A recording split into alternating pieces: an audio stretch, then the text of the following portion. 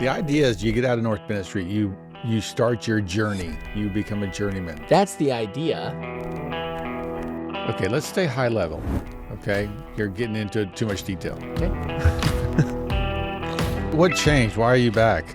He just kept begging me to come back and like, dude, all right.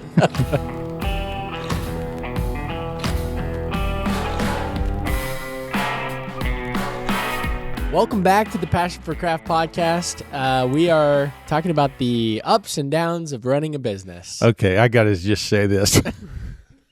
Like bring this 2 up? minutes before we get on camera, 30 seconds. my son goes, "Oh, by the way, there's a lady at historic Mount Vernon. She's a curator there. I mean, if you ever wanted to go look at that." Like, you're bringing this up now? Like, I've been to Virginia 3 times. I would love to go there. I'm trying to look for an inn. Oh, by the way, You should have asked me. I got this person. You should have asked me. I didn't know.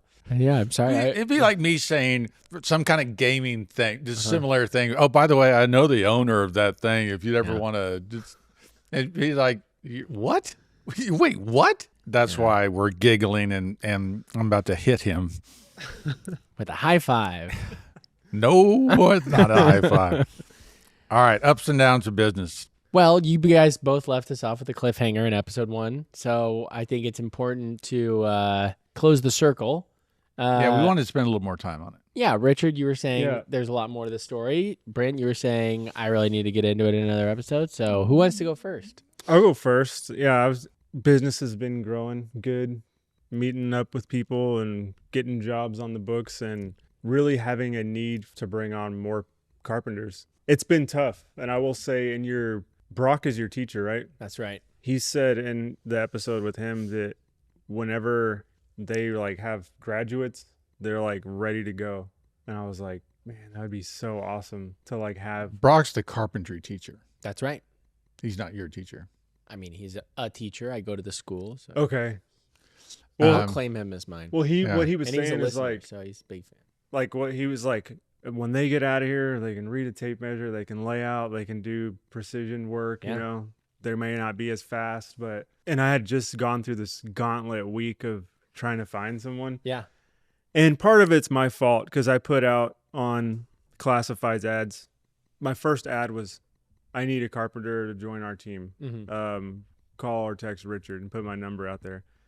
I should have been like way more like eliminating people. Yeah. Like, you must do this, you must have that, you gotta Right. have that. But I was just like, I got just hammered with a bunch of like rough dudes. Yeah. Basically just like not the kind of people I want to hire, just very disrespectful. Like even in the initial calls, Yeah. when they would call me and I'd be like, hey, like they were just so disrespectful. And like, I don't even, like, one guy, I'll tell you this, the first guy actually Yeah. was like, yeah, so right now I'm just throwing trash for North Richland Hills and I'm just looking for something else. And I was like, oh, okay, yeah, carpentry is cool. He's Yeah. like, so what do y'all do with like wood? And I kind of explained it to him. And What do you do with wood?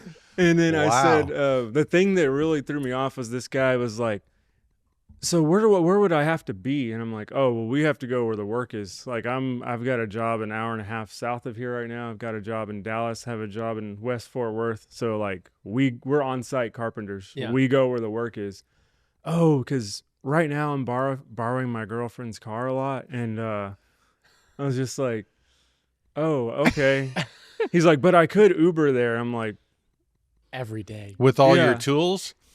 yeah. And then the craziest thing about this first applicant was that I said, well, if you came on, I'm looking to hire someone like now. Yeah. So would you need to tell the trash people like, hey, I need to put in a 2 weeks notice? He's like, no, I just quit. I can get another job anywhere. And I'm like, that's not what you want to tell the guy trying to hire you. Prospective you know? employer. So wait, let's just analyze a couple of takeaways here. I'm like, this is basic. Like when I was 12, I knew like, yes, Right. sir, no, sir. Be Yeah. early. Early is on time is late. Right. Late is unacceptable. That whole thing. I'm just like, where is the respect? Like, where is the common sense? So what you were hoping for was a guy to go, hey, I've been doing carpentry for a little bit, more of the hobby, or I've never really done it, but I'm handy and I think I could figure it out. I'm eager to learn. I think in retrospect, he's looking for someone with 5 years or 10 years of experience. It would be nice. And there are those guys out there, but a lot of them, I hate to say it, they're rough and I don't want to work with them. And by rough, you mean disrespectful? Disrespectful, trashy. Like I met up with people and I'm just like, I don't want you representing me. You know, I mean, I didn't say that because I'm not going to be a jerk. The first guy I hired, so a lot of the guys had a lot of experience. Yeah. Like according to them, you know, I didn't really go through with it to see where they were because they didn't pass my initial like gut check. So the first guy I hired was like, hey, here's a few things I've done at my house, a couple of built-ins, little kind of projects, but was very respectful. He said to me, yes, sir. And I met up with him at a job and he was like, you know, I would just, even if you don't keep me on, I would love the opportunity to work for you and Mr. Hull. And when he said that, I was like, you're in. Yeah. Just because he was respectful. Right. I was like, all the other stuff I can teach you. Right. Respectful, on time. He's been great. I think I've had him now for like 3 months. Wow. And he's been awesome. It's been really good. That's awesome. Just very complex, like he thinks of things and like kind of like look like when you're doing carpentry, as you know, like you got to kind of think 10 steps ahead. So he has that mind for it. I'm just trying to cultivate the skill, and it's getting there. That's cool. So it's a really you know, lessons to you guys out there: dress properly, quit cussing, show up in a clean truck, have your tools organized, right? I mean, there's some things that are just like, look, guys, don't be a knucklehead, okay? You know, what are you doing? Who do you think you are? You know, remember where we are and what's going on, that this is a career and a profession, okay? This is not a... I can quit anytime. I'll find another job anywhere. You know, this is a bottom of the barrel. Nobody cares. You know, this isn't a career. I'm just going to do this for a little while. No. We are taking this thing as serious as we can take anything in life. This is our life. This is our career. This is our passion. This is what we do. You know, don't crap on it, right? Have some respect for it. The opportunity for someone to go work for Richard, okay, is one of the best carpentry opportunities, I think, in the Metroplex, in DFW. I would agree. And so it's just like you're working for a guy who had an influencing career and still an influencer. 2, he's about, can we say you're about to be in the Build Show? Can we say Yeah, we can say it because by the time this airs. So about to be on the Build Show. I mean, this guy has influence and clout and respect in the industry. Well, it's just basic. Don't curse. Don't show It's just so frustrating. It's just like, oh my gosh. Basic stuff that I would, if I was going to go apply for the trash job, I would have been like, dress nice, shirt tucked in, handshake, yes, sir. Imagine some guy going to the Dallas Cowboys tryouts, okay, in jeans, okay, and long hair, unkept, maybe a little overweight, and going, well, how hard can it be? Right? It's You're just also, like, wait a minute, this is the NFL. This is an opportunity. You're showing up. Like, there's also like a small factor to it where it's like, I don't care if you are the most natural talent in the world. There are some fundamental pieces where they disqualify you regardless of if you are like what Pat was saying. I don't know if this episode will come before that one, but when we're talking with Pat, he talks about the guy who may be the best craftsman out there, but if his personal life is not in order and put together, he doesn't get to be a part of the grill. Yeah, it was the final test in the master in the Compagnon for France to be a master carpenter, and he said you're not just judged by your work, you're judged by who you are, your character, and your character. And so I just think that's fascinating. Well, I thought my trouble would be trying to find someone with experience. I was like, man, like it's going to be hard. But it was actually the opposite. It was just trying to find someone who's respectable and presentable. It's hard because that's the thing you can't train. Yes. Yeah, that's the thing. And it's kind of awkward to say like, hey, you're kind of dirty, you know, like it's. Take a shower. Yeah, like I'm not going to do that. A couple of other from that gauntlet week I'll share with you. I told this other guy, it's like, hey, find like, okay, we talked a little bit on the phone. Let's find a Starbucks, meet up. I'll grab us a coffee. We can talk in there, you know, let's just see face to face. So I go, send me a Starbucks that's near you. I'll come to you, you know, make this convenient. So he sends me one. I go there and it's like a drive-through only one. And I was like, hey, are you at this Starbucks? He's like, yeah, I'm in this Honda Civic or whatever it was. It was like all beat up, this car.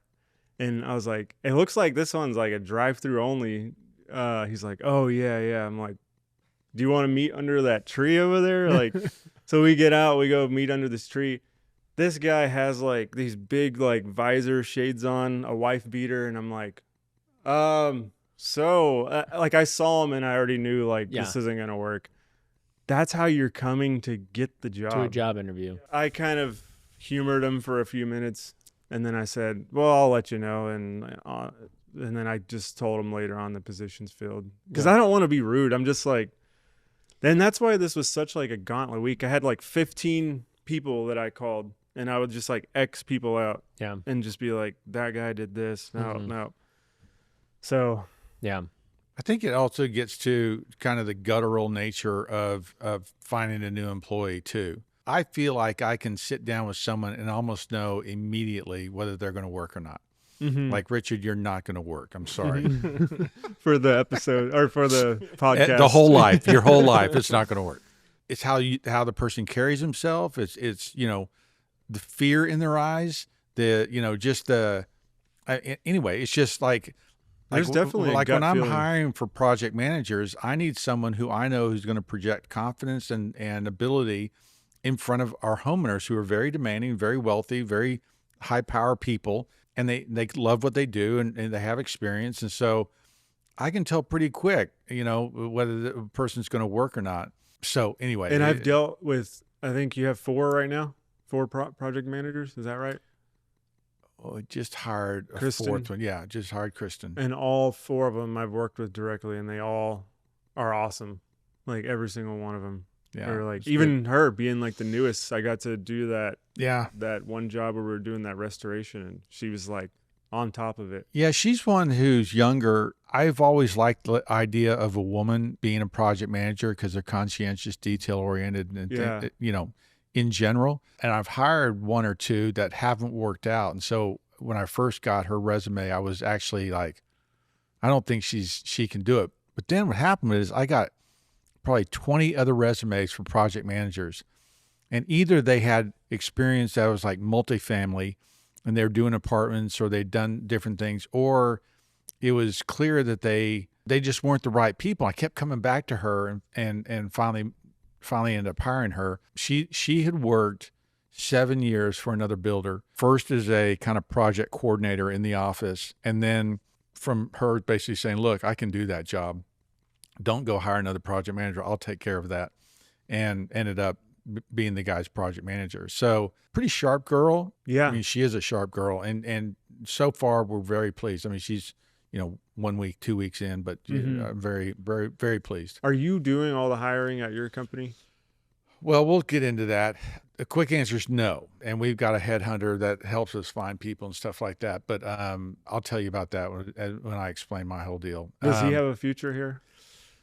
It's still right. We're still trying I'm taking notes here. Right? I got to show up. I got to curse on site. Wear a wife beater. Yeah.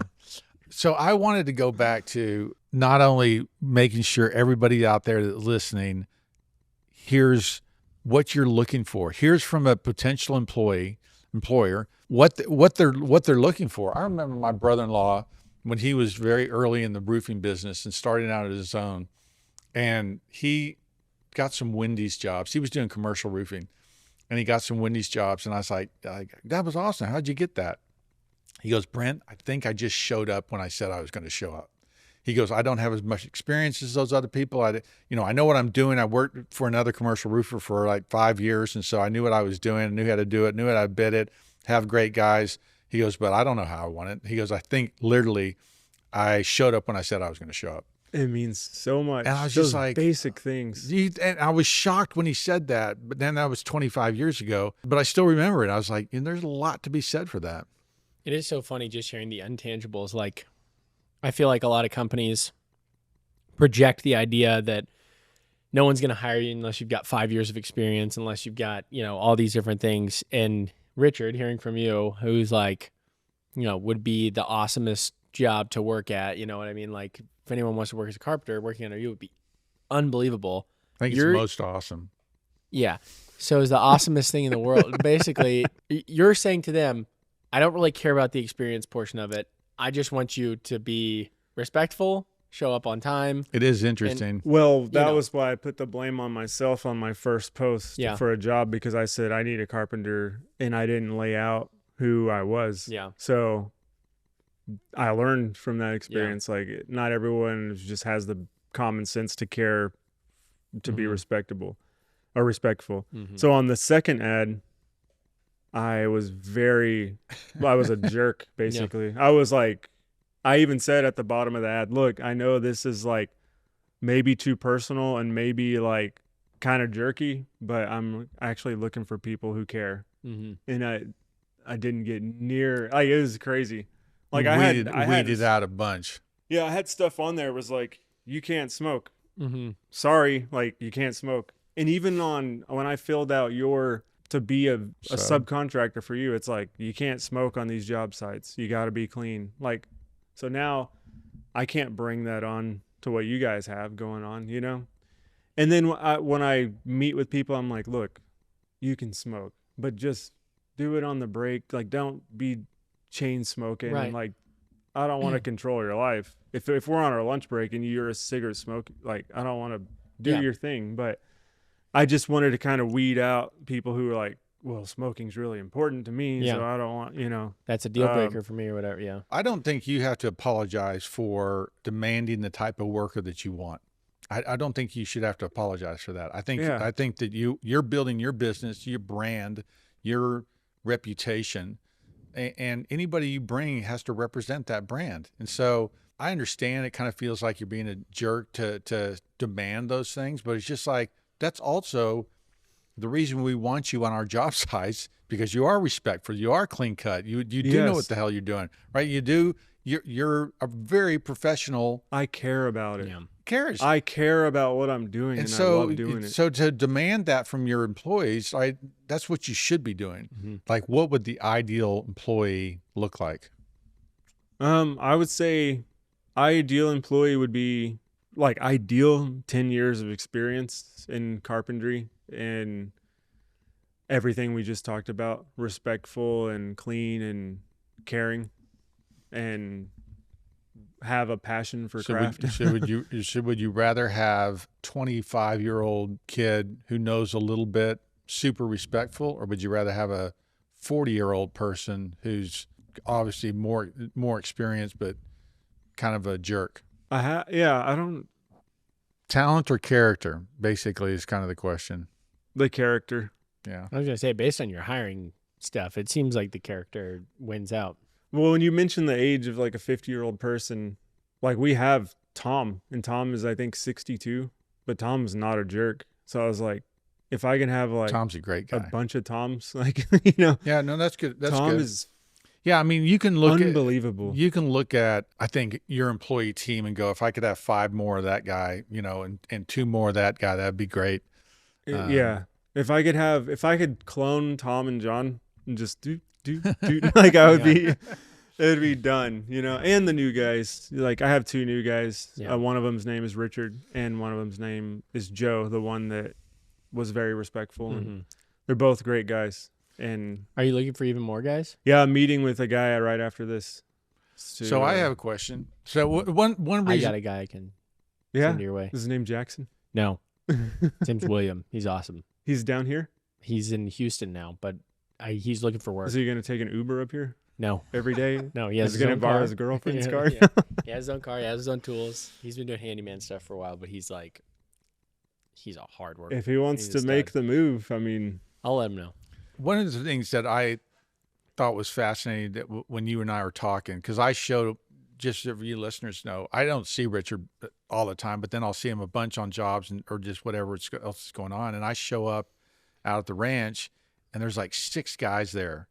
I'm like, what's going on? Where did these guys come from? And you're like, yeah, no, I've been hiring a bunch and I'm growing. And I was like, Okay, because last time we had talked, you're like, no, I'm not. I'm done growing. I'm not going to do that anymore. Well, I'm such a volatile person in certain things that I'm like one day I'm like, take over the world. And the other day I'm like, I don't even want to do this anymore. What am I going to do when I grow up? Like, I don't even know. But I remember when you came out to the ranch and you're like kind of looking around, like, what are these guys running around, And then I was like, yeah, you kind of forced me to, hire people, and it's cool. And I remember Because like of when, the amount of work. yeah, and Dan Parrish, do you Yeah. remember when Dan Parrish was like sitting right here and he's like, Richard, Brent's basically begging you to hire people, Yeah. to give you more work. And I kind of finally, a year later, I got the hint and I was like, oh yeah, It's actually been 3 years later. yeah. Yeah, Dan Parrish, episode 9, I think. Yeah. Again, for our listeners, I mean, you're now talking about, from the starter guy, now you're talking about a person who's running his business, has some employees. How do you think about growth? How are you thinking about, the company that you become? I'm asking my people that all day. What are we going to be when we grow up? Okay. So I'm, 35 years into the business and asking that question because circumstances change all the time and everything else. So now talk as a growing business owner.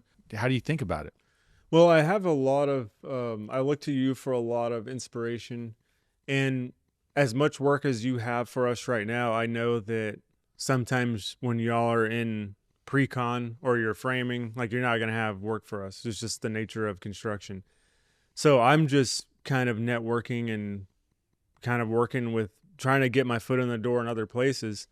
And one cool thing that I did over on Monday was the Baker Hotel in Mineral Wells. Yeah. We went out there and talked to the construction manager, and he's like, we're redoing this whole thing and we need y'all to do all the trim. So it's not like it's not all, have you been in there? Mm-hmm. It's not like real fancy. It's like basically a 1x6 base. It's like a 1x4 casing, a picture molding. Just so you guys know, the Baker Hotel, it's in Mineral Wells, Texas. And Mineral Wells, as the name implies, had these healing waters, mineral waters. And literally Hollywood stars were coming to Texas to go to get the healing waters that you would have in this place. It's called Mineral Wells. They built this huge hotel, what, 28 or 30 or no, I guess it was before the Great Depression. So in the 20s. Yeah, in the 20s. Yeah, and it is like Mineral Wells probably has a population of 12,000 people, Mm-hmm. and this hotel, almost holds 12,000 people. It's huge. It's like 8 or 10 stories, and it's just it's fabulous. And so we originally bid the window restoration and didn't get it, but have been a fan. And that has been one of those preservation projects in Texas that everybody's been looking at. Oh, wouldn't it be great if someone restored the Baker? Wouldn't it be great?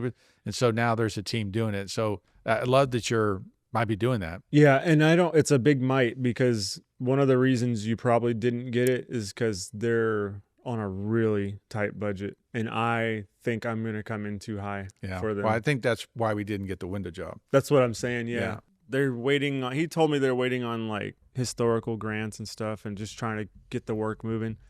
But if gut feeling, I don't think I'm going to do it, but I'm still going to submit a bid and see. But I love it.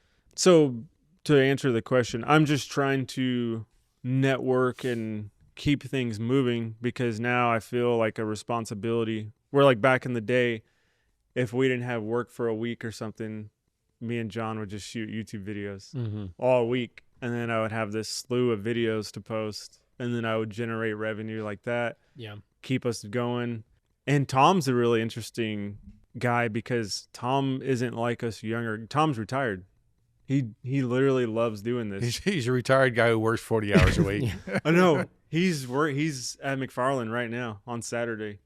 And he's like, we got to get this done. And he's just such a good guy. That's a good one. Yeah. And so it's kind of cool. He's like, hey, if you need me, I'm here. But remember, I got all this other stuff I can be doing. I'm like, why can't everyone be like you? So, I mean, as you think about your business, and you'll hear more when I tell you about what's going on at Hull, but what do you have? 6 guys now? 4? I think I'm going to hire this guy today. That'll be number 6. Yeah. And we did have 6 2 months ago, but the other guy I thought was good didn't work out. He stayed on for a little bit, but Yeah. So it's you're growing your business. You'll have six people. Do you foresee looking at being a Dan Parish where you have 20, 30 carpenters, doing stuff, or if the work was there? yeah, I definitely do. Yeah. And I do have more work coming in. You know that Tiger Woods project Yeah. on 377? Blue Jack. It's not gonna be like your stature of stuff, but it'll be 1x4 casing, pre-hung doors, 1x8. That'll keep us kind of fed. Did while Josh we're reach waiting. out to you about that? Yeah, he did. Oh, good. Basically, they have like they're calling them horseshoe houses. It's all like ranch based. So Right. the trim isn't like, whoa, cool trim. But it's the kind of job that could keep us fed Sure. while we're waiting for one Right. of yours to get to carpentry. How would you structure your business if you got 20 or 30 carpenters on board? Would you have like squad managers essentially and Yeah.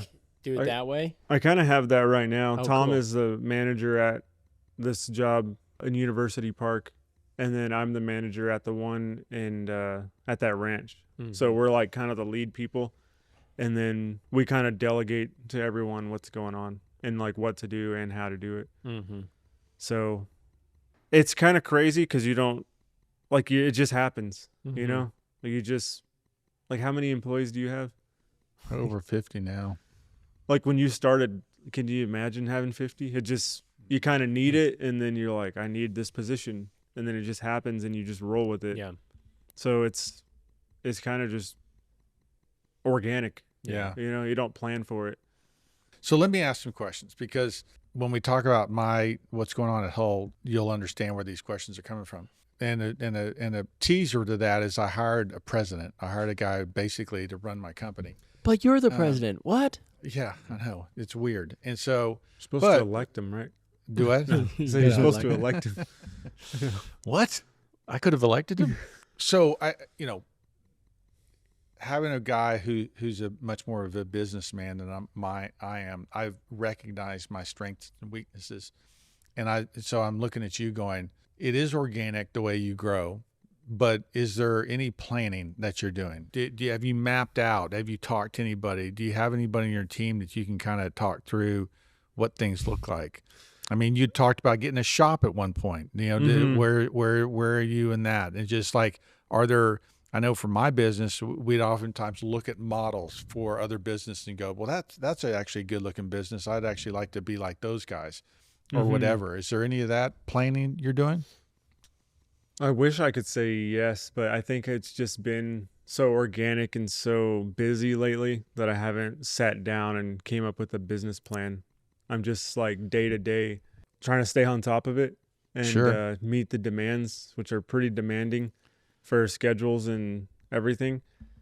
So no, I haven't. Well, you need to, and that's not a bad answer. That's not the wrong answer, but you do need to either find a time to go off, maybe you can actually just take a weekend or a week or whatever time for you to kind of reflect and be away from the business where you can think about the business, not to think about the business. You know what I'm saying? So that you're backing away from it, and maybe it's going to retreat. Maybe it's going to kind of some kind of business seminar where you actually hear some other ideas. Maybe it's a business book that you're reading. There's a book called The E-Myth. Have you read that? Mm-mm. It's a book Jackson and I know of. It's Michael Gerber wrote this.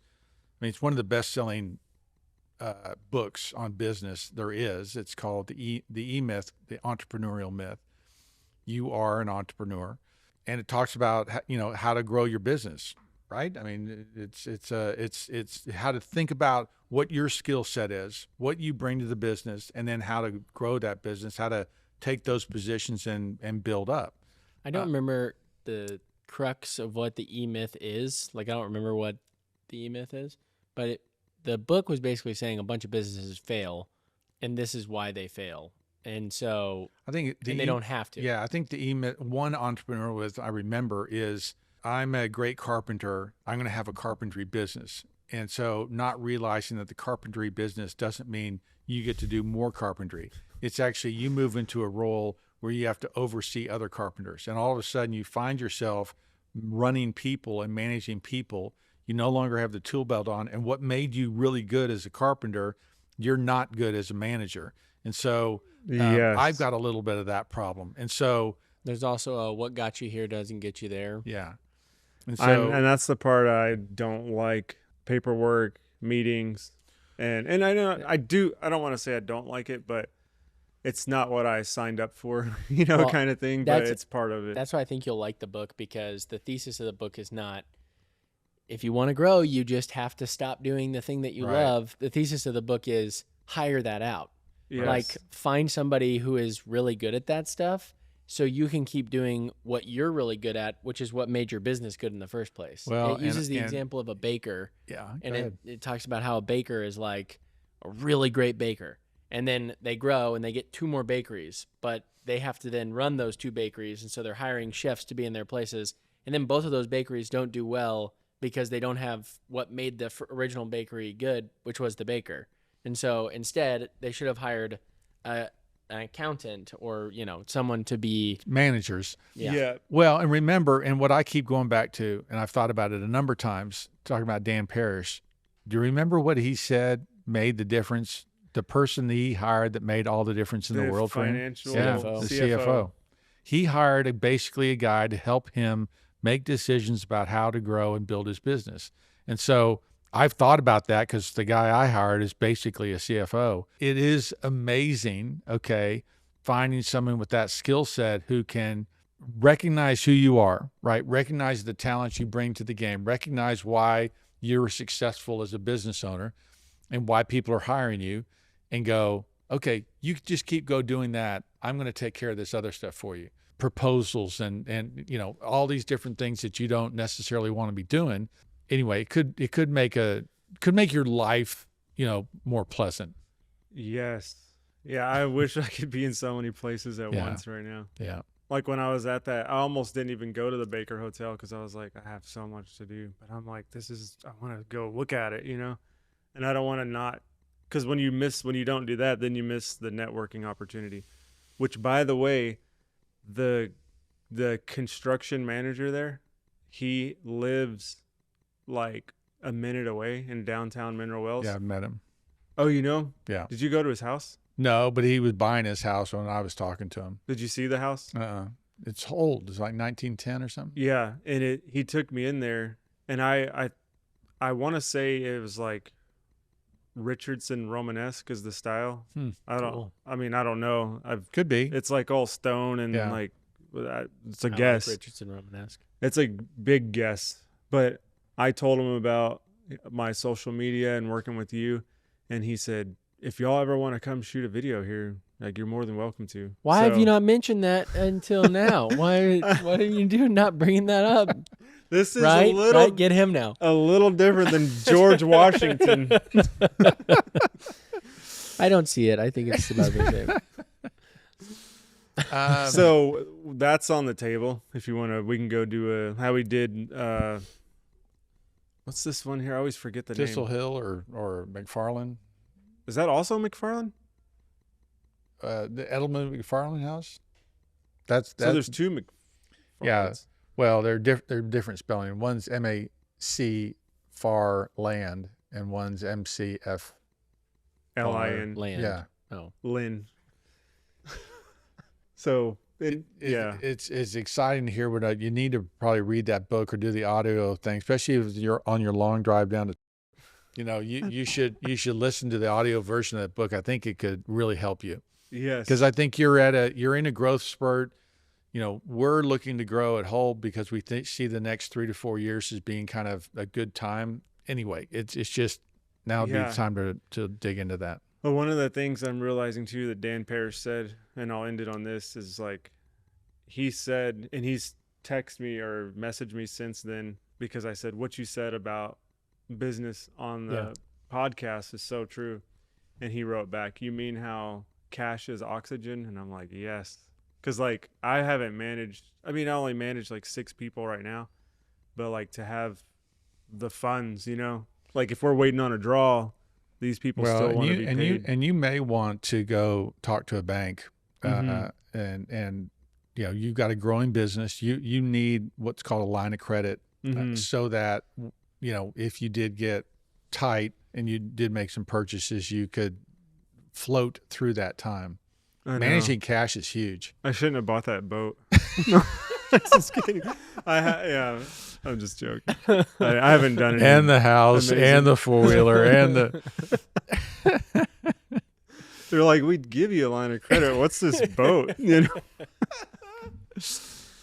No, it's just managing cash. I mean, Yeah. that whole thing, cash is king. All right. It's just, I think that I'm not a great business person because I'm more of the artist designer person. One of the skill sets I did when I nearly failed at one point is the guy helped me build a spreadsheet that basically said this week, what jobs, what money's coming in, what money's going out. And literally I built a spreadsheet for every single week with every single job, when it was going to pay, when I was going to do, and what it basically does is like, week 3 of next month, you got no money. And you've got payroll that week, and you're like, and it helps you plan, go, oh yeah, I guess I better hold on to this money and wait to pay that because this, I can't imagine. And I've got a lot of money coming in 2 months, but I don't have any money the next month. I mean, managing cash is a great 50 people too. Huge skill set.